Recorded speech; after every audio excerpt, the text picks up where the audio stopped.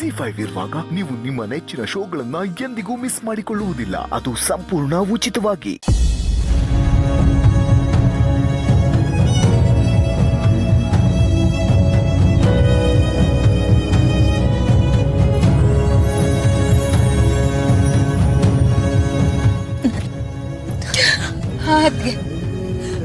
ನಿಮ್ಮತ್ತೆ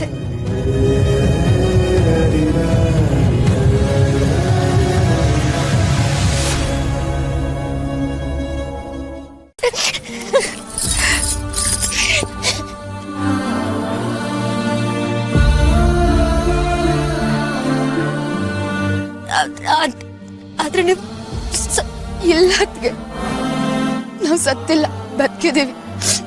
ಇಲ್ಲಿ ಏನೋ ಗೊಂದಲ ಆಗಿದೆ. ಸತ್ಯ ಗೊತ್ತಿದ್ರು ಮುಂಚೆನೆ ಯಾಕೆ ವಿಷಯ ಹೇಳಿಲ್ಲ? ನನ್ಗೆ ಸತ್ಯ ಮುಂಚೆನೆ ಗೊತ್ತಿರ್ಲಿಲ್ಲ ಅದ್ಗೆ.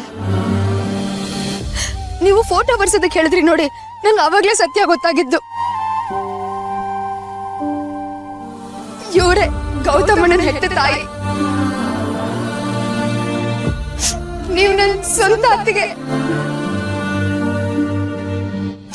ಗೌತಮಣ್ಣ ನನ್ನ ಸ್ವಂತ ಅಣ್ಣ ಅಂತ. ಸತ್ಯ ಗೊತ್ತಾಗ್ತಿದ್ದಂಗೆ ಅಣ್ಣಂಗೆ ಹೇಳ್ಬೇಕು ಅನ್ಕೊಂಡದ್ಗೆ ಅಷ್ಟ್ರಲ್ಲಿ ಏನೇನೋ ಆಗೋಯ್ತು. ಹೋಗ್ಲಿ ಬಿಡಿ, ಸತ್ಯ ಈಗ್ಲಾದ್ರೂ ಗೊತ್ತಾಯ್ತಲ್ಲ, ಅಷ್ಟೇ ಸಾಕು, ಅಷ್ಟೇ ಸಾಕು. ನಿಜ ಅದ್ಗೆ, ನೀವೊಂದ್ ಮಾತು ಹೇಳಿದ್ರಿ, ಹಣೆ ಬರಹ ಯಾವತ್ತೂ ಒಂದೇ ತರ ಇಲ್ಲ, ಒಂದಲ್ಲ ಒಂದ್ ದಿವಸ ಬದಲಾಗುತ್ತೆ ಅಂತ.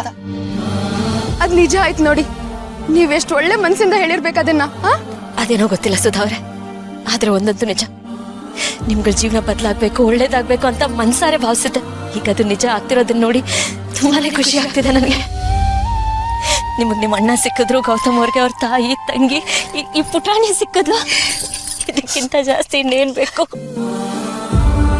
ನನಗಂತೂ ನಂಬಕ್ಕೆ ಆಗ್ತಿಲ್ಲ. ಇದು ಕನ್ಸ ನನ್ಸ ಒಂದು ಗೊತ್ತಾಗ್ತಿಲ್ಲ. ಎಲ್ಲ ಪವಾಡ ತರ ಅನಿಸ್ತದೆ.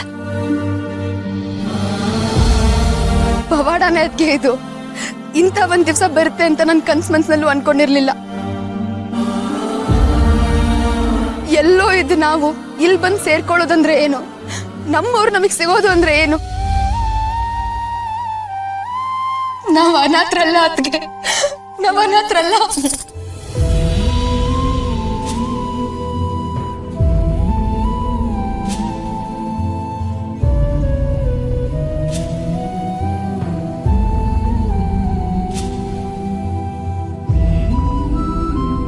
ಅದ್ಗೆ ಹೋಗಿ ವಿಷಯ ಅಣ್ಣನ ಹತ್ರ ಹೇಳೋಣ. ಅಮ್ಮ ಬನ್ನಿ ಅದ್ಗೆ, ಬಾ. ಸುಧಾರ, ಒಂದು ನಿಮಿಷ. ಆ ದೇವ್ರೆ ಅಲ್ವಾ ಗೌತಮ್ ಅವರಿಂದ ನಿಮ್ಮನ್ನ ದೂರ ಮಾಡಿದ್ದು? ಆ ದೇವ್ರ ಸನ್ನಿಧಿಯಲ್ಲಿ ನೀವೆಲ್ಲರೂ ಒಂದಾದ್ರೆ ಚೆನ್ನಾಗಿರುತ್ತಲ್ವಾ? ಸರಿ, ಹಾಗಾದ್ರೆ ಒಂದು ಕೆಲಸ ಮಾಡಿ, ನಾನು ಫೋನ್ ಮಾಡಿ ನಿಮ್ಗೆ ಹೇಳ್ತೀನಿ ನಾಳೆ ಎಲ್ಲಿ ಬರ್ಬೇಕು ಅಂತ. ಹತ್ತಿನ ಪುಟ್ಟಿನ ಕರ್ಕೊಂಡು ಬನ್ನಿ. ನಾಳೆ ಗೌತಮ್ ಅವ್ರಿಗೆ ಸಿಕ್ಕಿದ್ರೆ ತುಂಬಾನೇ ಚೆನ್ನಾಗಿರುತ್ತೆ. ಬನ್ನಿ ಹೋಗೋಣ. ಅದೇ ಬನ್ನಿ.